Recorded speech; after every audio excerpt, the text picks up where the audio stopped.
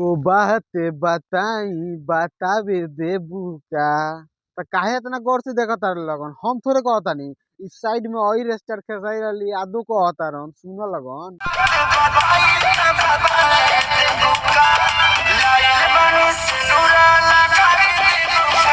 तो भाई लोग ई गाना जौन अभी तनी के सुनल लगन, ई गाना भल आई लोग एक दिन पहले जावना के पोस्टर तनी के सामने लोगताटे। अभी एगो पावर स्टार पवन सिंह के जौन जनवरी में उनकर बर्थडे के गाना अभी बीतल टाइम ना लगल तले ई खेसारिये गाना लेके चल आई।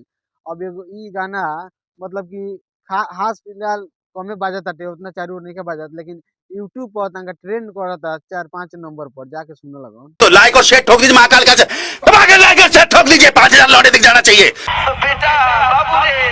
हां ओइ स्टार कथी कहे के चाहता रह? देखो तेरा चीज खुला है, देखो बंद करो उसको।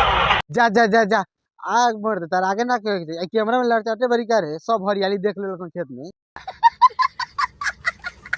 खेसारी लाल यादव जाना के पोस्टर भाई लोग तनी देखत आलन, साफ एक नंबर के लड़चाटे हवन ना, मतलब लड़चाट ना, तनका सब माइंड से गिरल आदमी हवन। काहे कि जे एगो बात बताई बतावे देबू का, ई कोनो लेखा के गाना हुए साला कुछ बुझाते नहीं कि या कुछ आओ तो ओने सोने गा देता रह। मैं पागल हूं, मैं पागल हूं। एगो खेसरिया में बात बा, काहे कि जे इनकर गानवा आइल बा 2 दिन में आ 3 मिलियन व्यू बा आ छप्पर फाड़ के पूरा व्यू चलल बा, लेकिन साला एको प्रकार के गाना नहीं के। एगो बात बताई बतावे देबू का, ई साला ए हटाओ गाना।